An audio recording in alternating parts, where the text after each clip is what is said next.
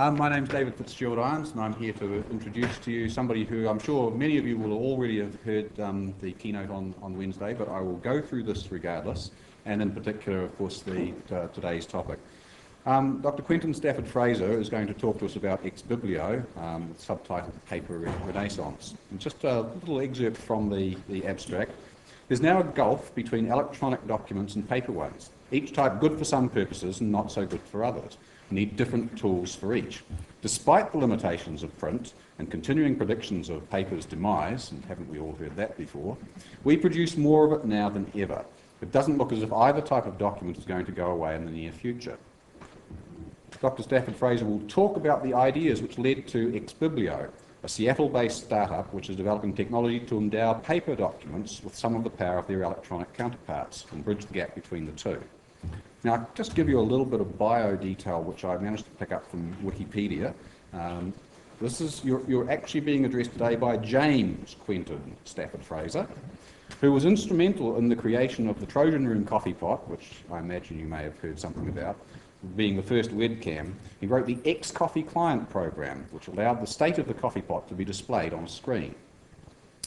Quentin studied computer science at the University of Cambridge and is credited with operating the first web server in the University of Cambridge in 1992 and with working on the interactive whiteboard project at Xerox Europark in Cambridge. Quentin wrote the original VNC client viewer and server, and the geeks among us will know what that is. It's a tool which is beloved of hackers, both black hat and white hat the world over. So we have a fellow feeling with Dr. Stafford Fraser on this.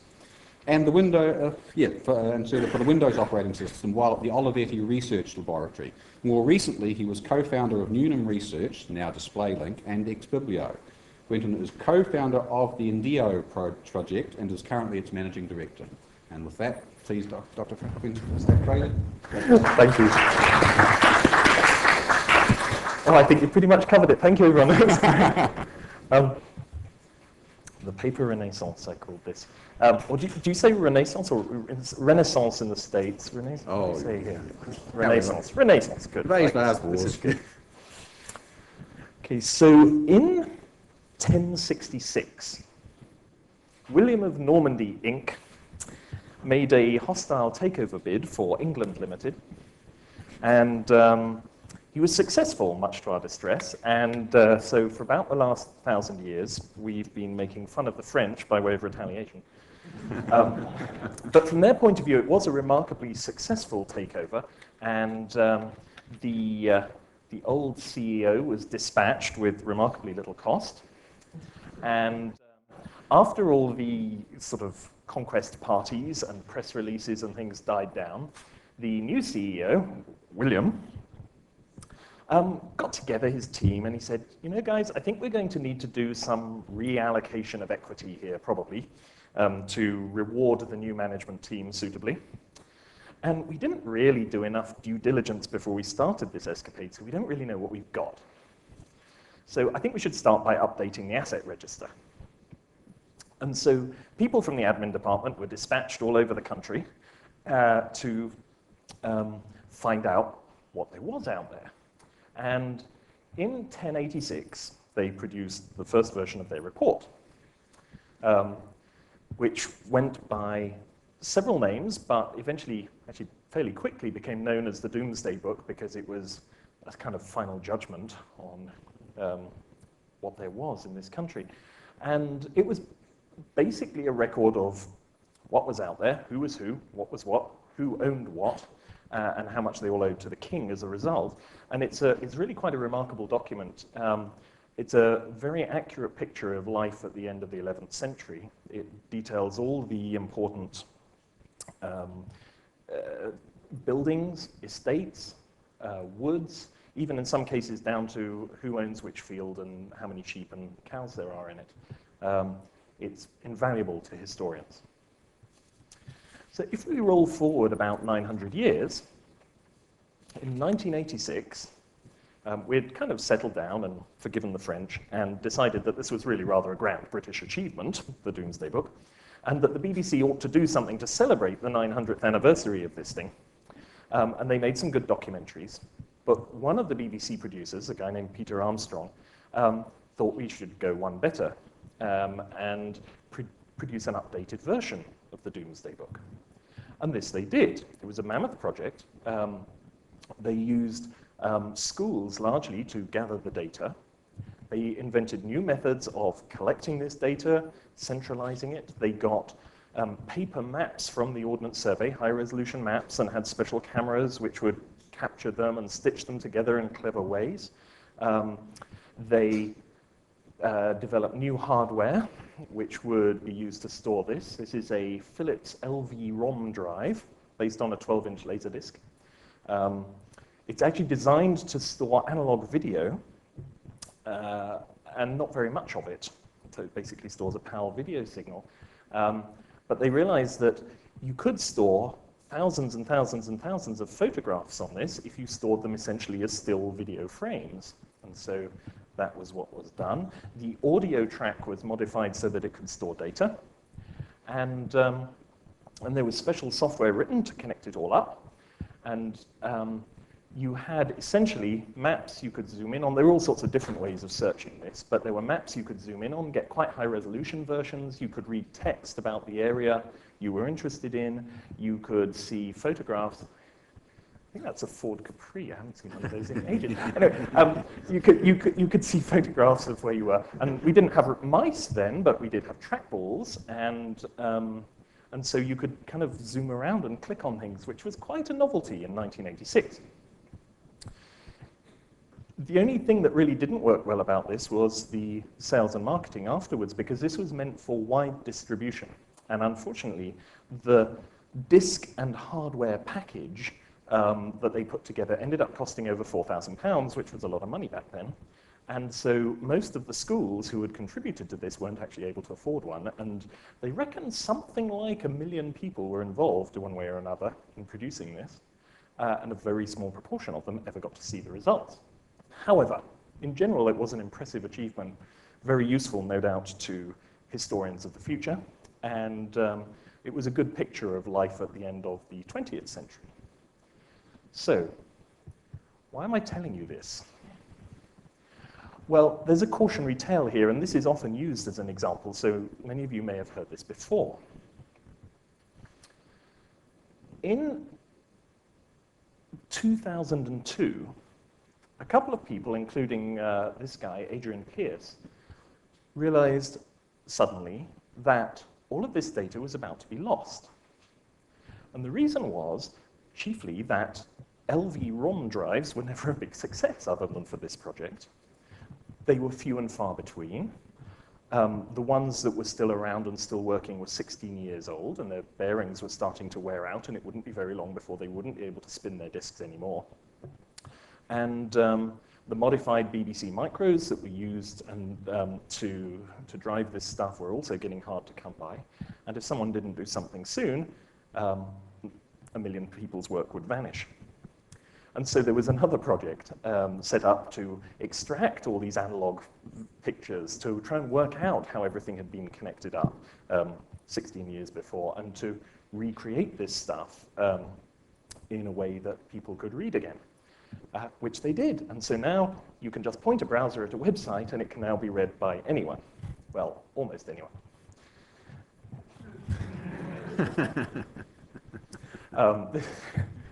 I have to say, if this was my Safari browser, if I ran Mozilla Firefox, it did work. But what makes this a good story is that, as people were fond of pointing out at the time, the original Doomsday Book was still perfectly readable, nearly 1,000 years on. The BBC version was almost completely unreadable 16 years on. This was done on sheepskin using highly abbreviated medieval Latin, but there are a darn sight more people in the world who can read that than can read Philips LV-ROM drives. So there are 2 points here. The first is that having your data in human-readable format is a very, very good idea. Humans tend to repair themselves. They're amongst the only machines that do this, and they even reproduce themselves before their ball bearings wear out. And But my other observation is that the medium that has perhaps proven itself beyond anything else for long-term, reliable, sustainable data storage is sheepskin. So I offer this observation to the entrepreneurs of New Zealand as, with my compliments. So I'm not really going to talk about sheepskin, but I am going to talk about the importance of human-readable data. And I want to talk about the medium that succeeded it, paper. And actually, paper it's been around for a long time. It predated the Doomsday Book by about 1,000 years. It was invented 2,000 years or so ago by a Chinese official named Cai Lun, who made it out of bamboo fibers and mulberry bark. And, but it stayed hidden in the Orient for about 700 years and then gradually sort of moved westward across the world. And the Indians became very good at making it, and the Arabs, and then the Italians. And when it got to Germany in the 15th century, they worked out how to print on it. And then there was a sudden huge boost in demand because you could distribute much more of this stuff much more quickly. And in the 16th and 17th century, there was the Reformation, and people wanted to print lots of different things on it, like Bibles, for example, to the extent that there was a shortage of the raw materials needed to make paper, which in those days was mostly linen rags. Now, like any new technology, it was, of course, highly controversial. And when Tyndale started translating and printing Bibles, the Vatican took to it about as kindly as the Recording Industry Association of America took to Napster. It was distribution outside their control. And Tyndale, in the end, was burnt at the stake for his part in this, which goes to show, I suppose, that for some technologies there really is a killer app. Even the RIAA didn't go that far with the Napster and Kazaa guys, but I bet they would have liked to. And, but this didn't stop the spread of the technology any more than suing grandmothers and school children stopped the spread of peer-to-peer file sharing. And even the shortage of raw materials was sorted out because shortly after this there was a plague that swept across Western Europe and lots of people died and didn't need their clothes anymore, so rags were abundantly available.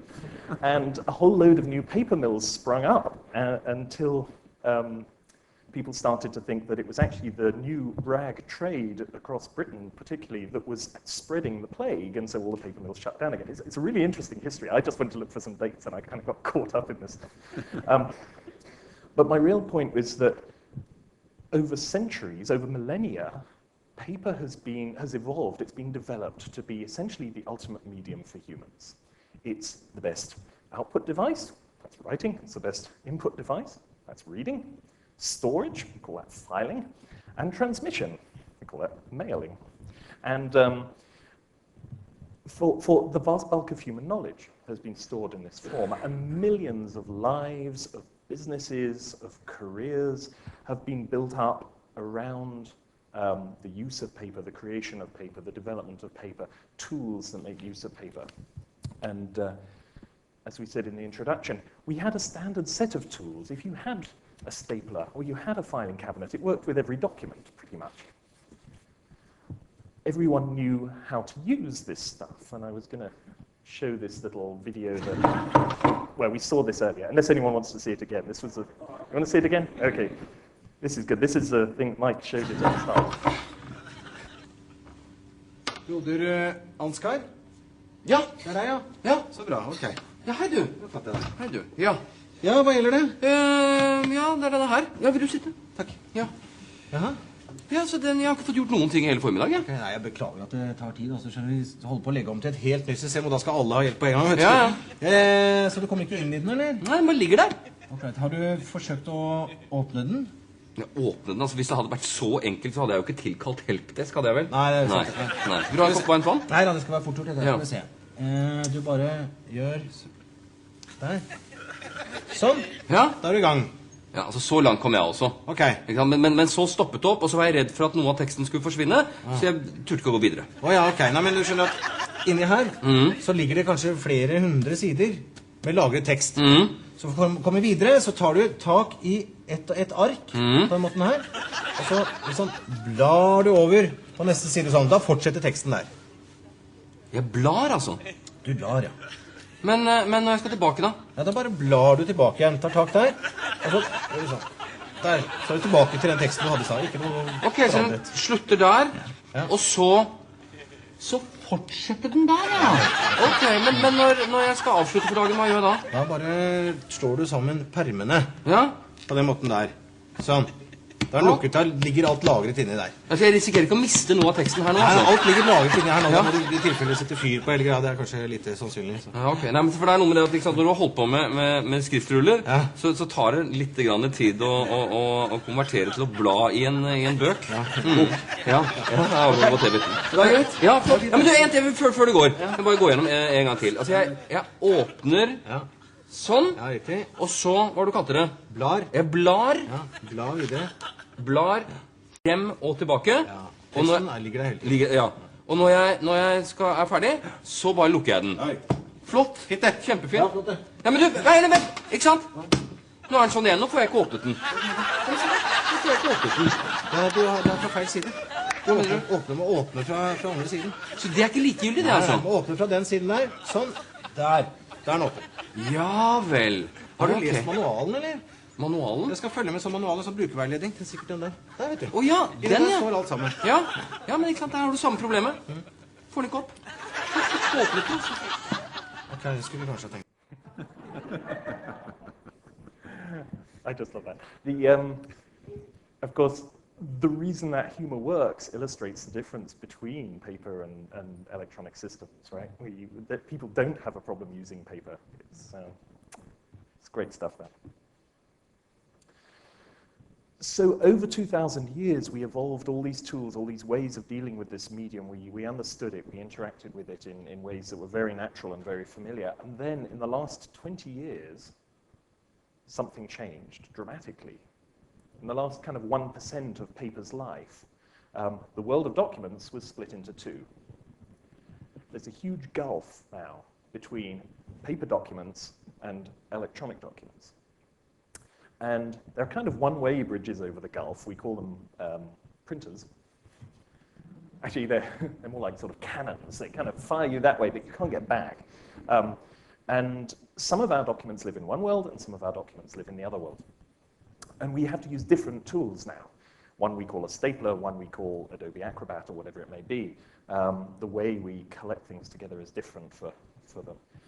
Paper documents are much nicer to read. They fit in them up. You can fold them up and put them in your pocket. You can throw them across the office at your colleagues, whatever it may be. They've fitted very well into human activity because we've been doing it for 2 millennia. But digital documents have all these other benefits. They're so much easier to copy, to search, to transmit over distances. And actually, this was really brought home to me. I don't know how you buy postage stamps here. This is what they look like at home.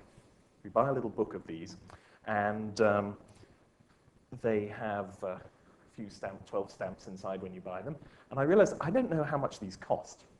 And the reason I don't know, they don't print it on them. And the price changes every kind of couple of years or so, and it takes more than 2 years for me to use up 12 stamps. So neither of these document types is about to go away. Okay, both are good at some things and others are good at others. And I've got one of those Sony ebook reader things, which are wonderful devices, but they're trying really hard. They're expensive. They're putting huge amounts of energy to try and make stuff that's as good as paper. And it's only as good as paper in one direction. You can't write on this thing. It has other advantages, but you know, when I get tired of filing things, I long for a paperless office. But when I get tired of computing things, I like to go to bed with a novel, and I don't think either's going to go away soon. But it would be really easy for us to get caught up in the novelty of everything that's happened in the last 20, 25 years, especially since everything is now a document. I mean, we used to have applications. We don't have applications now, we have web pages. Everything looks like a document, and so we become more and more aware of the differences between digital documents and paper documents and what paper ones can't do. And it would be so easy for us to rush headlong and embrace the paperless office, the digital library, the e-book, whatever, and forget that 99% of our history of documents has been with paper, and perhaps we shouldn't forget that, and perhaps we should be cautious about embracing too wholeheartedly the last 1% at the expense of the other, or we might forget the lessons of the two doomsday books, for example. So my question is then, can we bridge this chasm? Can we somehow endow paper documents with some, at least, of the characteristics of their digital counterparts so that this gulf isn't so wide, so that we don't feel the limitations so much when we're dealing with paper documents? And so this was why we set up this company called Exbiblio. Now, by way of a disclaimer here, I don't currently have any kind of financial stake in Exbiblio. I'm trying not to advertise this too much. I don't believe in doing that at conferences. I'm telling you about this because I think it's an interesting project, but I may have some financial stake in it at some point in the future, so that's my disclaimer there. So Exbiblio is about trying to bring paper to life, trying to give it some of these things, because in the past, if you wanted to do anything interesting and digital with your paper documents, you would have to scan them. And then you'd have to OCR them. And then you'd have to correct the OCR. And anyone who's done any amount of this knows how quickly it loses its novelty. And this is probably why we sell a lot more printers than scanners in the world. And what you end up with at the end of all this process is an imperfect copy of your paper original. But things are changing. Now, if you're in one of Tara's talks, she said there's no such thing as a eureka moment. Well, there wasn't perhaps a eureka moment for Exbiblio, but there's certainly a eureka process, which we went to. We realized that over the last few years, everything has changed because almost every bit of paper you interact with exists in digital form somewhere. So it may be on your own computer, it may be on your company or your organization's network, it may be publicly available on the web, or it may be somewhere out there that you could get to it if you were willing to pay for it, but it's there somewhere. And so we can use scanning not as a way to create an imperfect copy of our paper document, but to find the perfect digital original. So the question then comes, how much do you need to scan to be able to identify a document uniquely? Can we perhaps just scan one page and then get the whole book, for example? In actual fact, it turns out to be rather better than that. And we had some thoughts and did some experiments about this. One thing we considered was, if you take a square inch or so of a document, that's probably unique to that document. That arrangement of dark and light probably doesn't exist anywhere except in another copy of the same edition of that particular document. But technically, that's a little tricky to search, it would be difficult technology to use that as a way of locating a book, especially given how many different square inch possibilities there are in a given document. And I suppose our eureka moment was when we realized that instead of doing something graphical like that, we could use the text itself. We could actually use a phrase from the text as a key which would identify the document, a kind of barcode which would identify the document. And so I can illustrate this with one of the most powerful and one of the most underused features of Google, so maybe this talk will have been worth coming to if you didn't know this before. So if you take some words like, I traveled to Cambridge on a, which I just extracted from something a little while ago, and you type that into Google, you get back something like 1.5 million documents that have those words in them. But if you put quotation marks around them, which says to the search engine, I want exactly that phrase, I want those words in that order, then you find you get one hit, as of this morning anyway. And that seems kind of unlikely that, of the many billions of documents that Google knows about, there is only one that has the phrase, I traveled to Cambridge on a, but that's the case.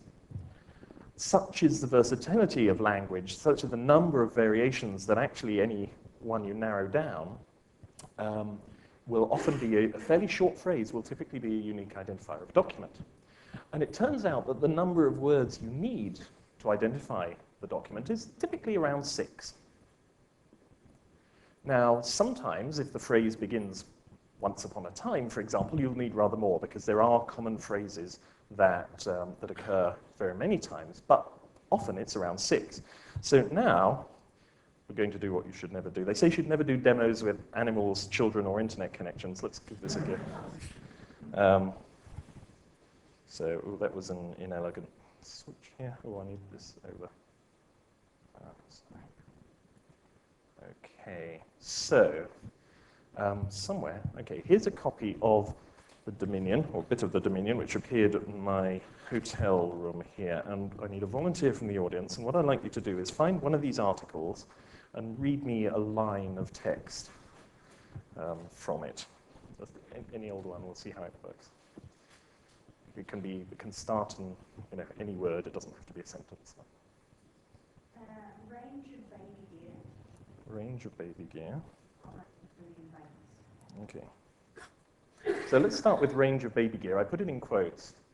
And there are 25,000 pages that have range of baby gear in it. But, where's my cursor over here? Including, that's down to 5. And if we say buggies, spell that right, we're down to 3. Now, we may find that we've actually got, that is the same document essentially over and over again, I believe. Not quite. Car seats. Okay, so sometimes we need better demos. Sometimes this is why you shouldn't demonstrate this. But how far would we have to go? Okay, this is well done. You picked a really difficult example. Well, we got down to 3 there. We would probably have to go a bit further. Car seats, cots. But 2 of them are So 2 of them are the same, and I think if we got as far as beyond carry packs, so that would actually be about 11 words or something. That's quite a long one. Well done. You found a very difficult one. Okay, give me another. Let's try it again. The point is, it's not very many. I mean, it's less than 2 lines of text, certainly.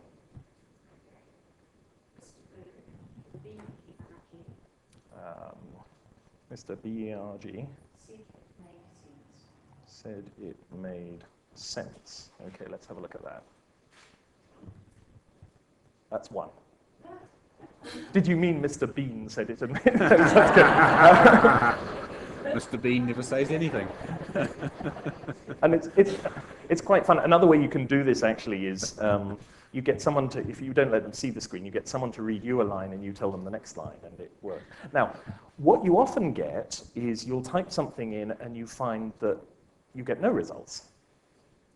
But that still proves the point. If I had typed this in and not got 1 but got 0, that would have meant that Google didn't know about that document. But there was nothing else out there which used that 6-word phrase in the billions of documents that Google knows.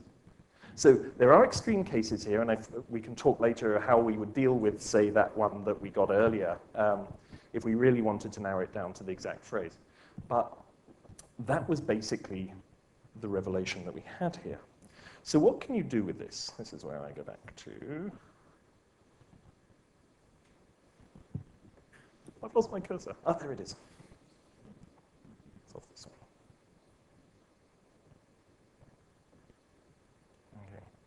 So our thought was, perhaps, you could make a little scanner that would go on your keyring. And it would capture, this is a mock-up, it would, has sellotape on it. It would capture 5 or 6 words, maybe 10 words. And it would timestamp them. And using that, you could work out what you were reading at what time. If you used it like a highlighter pen, you could highlight anything that you've read anywhere that you thought was interesting or amusing or controversial or that you wanted to pass on to somebody else or that you wanted to keep. And you would end up perhaps with a blog-like list of the things you have read in your life that would be searchable. We'd like to call it a life library. And we thought this could be incredibly valuable. Yes, yes, indeed. And I'll show you later that a couple of ways we thought about doing this. So the thing is, this isn't the only thing. When you highlight those words, you're not just identifying the document, you're identifying a particular phrase within that document. We didn't have to choose particular words here. We chose the things that looked interesting or that looked tricky, as an example. And so it's a lot like clicking on those words with a mouse.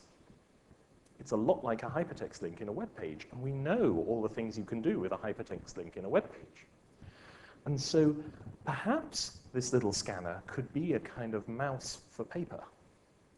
Perhaps paper documents, any paper documents, a copy of the Dominion, which has no special barcodes or no special printing processes or whatever, could actually be the start of links to further reference material, links to Wikipedia, links to translations into your language. It could be the starting point of commercial transactions. You could maybe buy a holiday in the place you're reading about.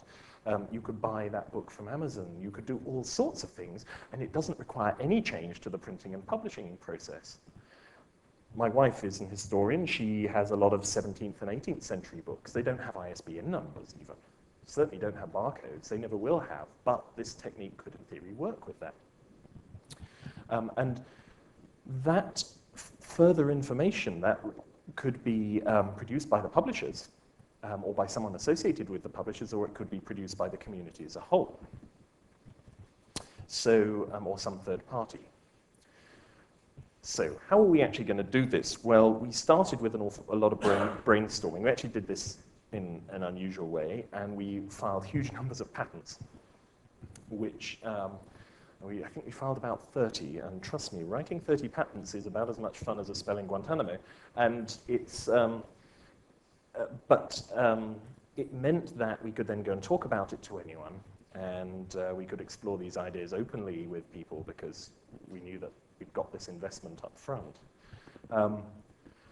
I'm going to do a little diversion and tell you a bit about the company because it's an unusual company in various ways. First thing is this is the office in Seattle, or part of it. The entrance hall is a library, which I think is wonderful. But it's unusual in another way, about which, frankly, I have been very skeptical. This is something my friend Martin, pushed for, and if they can pull it off, it's a wonderful thing, which is that they're doing a .com and a .org at the same time. And the .org is nothing to do with the technology. The .org is basically a foundation doing environmental work. And the idea here is that as you build your company, you should be doing social good at the same time. That the investment into the company should be accompanied by investment into the social good. That if you, well, I'll come back to a little more on that, but this is all given a certain poignancy by the fact my friend Martin has a terminal illness, and we're not quite sure how terminal, but you start thinking quite seriously then about what your legacy is, what you're leaving to the world, whether this company you're building is enough, or whether you want to do something more. And he was very keen to try this, so this is what it's doing. So there's a foundation which is supporting things like the Snow Leopard Trust, and it gives me a chance as well as Tara to keep kittens on my slides. But it's interesting how this has worked really well, and it's been good for things like recruiting. There have been people who have said, I could have worked for Google, but I actually liked your ethical standard. And if you go to the Exbiblio site, you'll see quite a lot, as much about the foundation almost as you see about the company.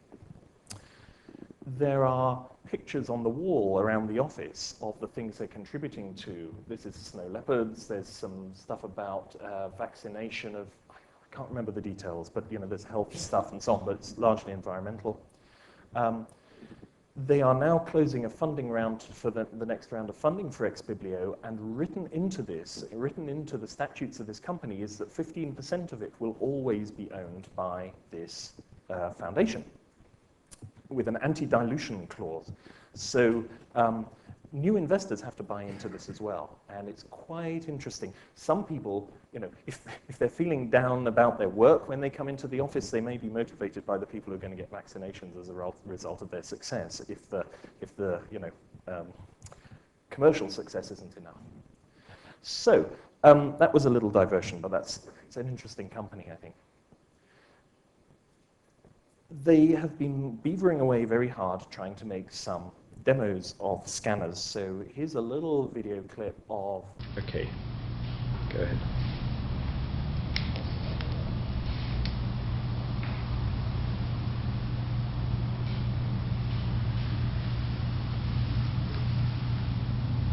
I'll explain this in a sec. So that's just very short, but shows you that there is hardware and it does work. It's a bit bigger than it will be, and I'll come back to that. But it's fast, And one of the key things that these types of scanners have had in the past is they can be really awkward to use. You have to hold them very vertically above the paper or whatever. The idea of this is we want it to be like a highlighter pen. You can kind of wipe it across the page, and you don't have to, especially if you're on a bus or something, you don't have to try and keep this stuff very vertical. So what happened there was this little page popped up, a scan window, which shows the scan in human readable form. It's found it in our database. And there are various things you can do immediately, like email it to people, post it to your blog, write a comment, give it a tag, and other stuff. And it also ends up in your Life library, which at the moment looks remarkably like a standard Apple app here. But again, you can search that, you can look for tags and so on, you can find out what you're doing. So that's the first stage of this. Here's a little video clip I made some time ago using an inferior scanner that shows you another thing. You can use this basically as a scroll bar. I'm going to show you how to find any file on your hard disk, any bit of text on your hard disk, without even using the keyboard. I'm going to use one of these scanner devices. Let me show you. I have various files here on my desk which I printed out.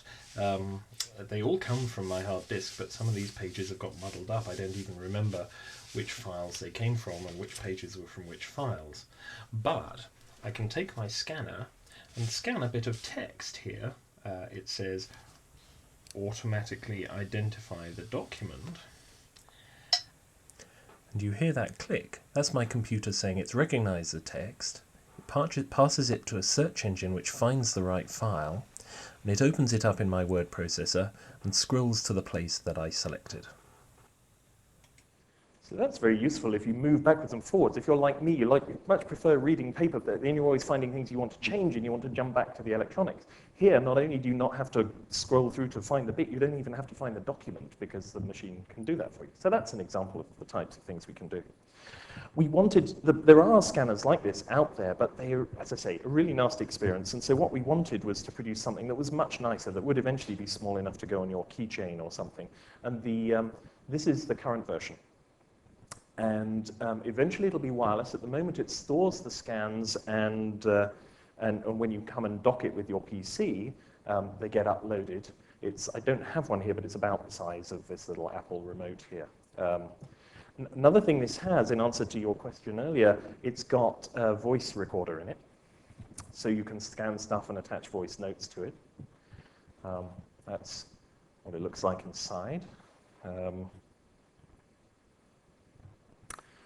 But those two applications, as I mentioned earlier, are really just the start. There's a whole range of stuff that you might do once you've identified a bit of information that's of interest. There's stuff that's useful for the user. I think my favorite example is a textbook, actually. If you imagine you're reading a textbook and you come across a bit you don't understand and you scan a bit of it, you might be taken to a Wikipedia article about it. You might be taken to an online chat room where other students who are on the same problem are talking about it. You might be taken to a video of the professor explaining it. It's like, and yet it's still a regular textbook, which can be passed from person to person. And so there's it's as if there's this magical world behind the book. Regular paper, but there's all this stuff underneath. It's like, how many movies, children's movies begin with, once upon a time, and there's a book, and you open the book, and then the picture comes to life, and there's all this stuff underneath. But there's also fascinating stuff for the publisher here. As well, is that suitably anonymized, anyway, this data is incredibly valuable to publishers who can see which bits people are reading more, which chapters have the most questions about them, which order people are reading stuff in the newspaper, and so on and so forth. Perhaps which bits need revision, and I could talk for a long time about it. But it's immensely valuable data. Textbooks are a great example because textbooks are often sold multiple times. And the publisher only gets any money from the first one. But perhaps, for example, if there were an enhanced service that they could charge people for subscription to, then they get ongoing revenues from the sale of a book, all sorts of things. So the hope is that people will build plugins. There's an extension port on the back of this, so that it may be, you may have a Bluetooth thing, you may have extra storage, you may be able to plug other devices onto the end of this. And another reason in which this company is unusual is because the name of this at the moment is the O Pen. They're talking about this branding, it may change, but it's open. It's an open company in many ways. They've been blogging various aspects of their organization right from the start, very openly. When there have been problems and they've laid off people, that's been blogged too. Very honest, they're laying their soul bare there, and it'll be interesting to see how well that works in the long term. But at least people coming to the company really know what they're getting in for, and they don't come in with any nasty surprises. It's an open design in terms that many of the decisions about what they're doing have also been blogged about how they're building the scanner, how they're writing the software. The plan is actually to release the hardware under a fairly open license. When you get this thing, you'll probably get the pen, you'll probably get the schematics with it as well, so that we can make this stuff as open as possible. Exactly what license will be on that is interesting. We don't know yet. But the idea is that if this works, XBiblio will be the portal. They will be the bridge, perhaps the toll bridge between the two sides of the chasm. So that's where the revenue for XBiblio will come from, and it would be a very powerful position to be in. So is this paper 2.0? Well, I don't know. It may be that this is of value only in particular, very specific niches. It may be that this is only really valuable in the legal profession, or only really valuable for librarians. Or it may be that gradually this stuff is built into your phone, it's on your keyring, like your flash drive or your car fob. It may be that it becomes a completely new way of interacting with paper, that every paper document suddenly has a new life that it never had before, because paper has traditionally been the final sort of dead output stage of a huge amount of creative human activity and editing and electronic activity and so forth. And it ends up in paper form, which is lovely to read and good for storage, but is otherwise dead and interactive. And maybe this can bring paper back to life in some way. It may be the biggest thing since Gutenberg, who knows. But if we're successful, then the foundation that's associated with this will also be successful. And so hopefully, this company could change the world in more than just one way. Thank you very much.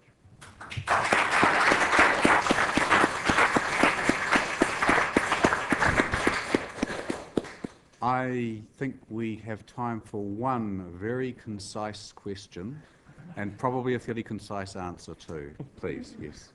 Yes, sir. Is it only going to work where there's a digital version of the book or article somewhere available on the internet? Is that right? What it does essentially is it identifies the document that you scanned, because that phrase is a unique identifier of the document. Now, exactly what happens after that depends on what you want to do with it. So typically, yes, you will be interacting at that point. You've just got paper here. It's not printing on the paper. It's not doing anything else with the paper. But it is enabling you to link in some way to something about that document. It may be that that document does exist in full electronic form. But it may be for a whole variety of reasons that it doesn't. But nonetheless, when you scan that phrase, you can recognize that this is actually page 38 of the Cluetrain Manifesto or something. And so you can still build a community around the fact that you're on page 38 of the Cluetrain Manifesto, even if the whole of the text is not available online. So in general, yes, it's a link to the full text version, but it doesn't have to be. Basically, the 6 or so words is a unique identifier for that bit of that document. And what you may do may be simple document retrieval. You may say, I'd like a copy of this in my inbox, please. But it may be that actually it's not out there, or it's not out there yet. And this is an important thing, is that we may not be able to do anything with this yet, but if you've made the scan and it goes in your Life library, we keep refreshing that. And so if the thing you read is, the paper you read is not in Google now, but is in a month's time, your Life library gradually becomes more valuable over time. And as other people comment on that stuff or tag it or whatever, all of that stuff gets aggregated into your Life library, and so this thing grows, it becomes more valuable. It's as if other people can write their footnotes or fix the errata or whatever it may be. Thank you all. Thank you.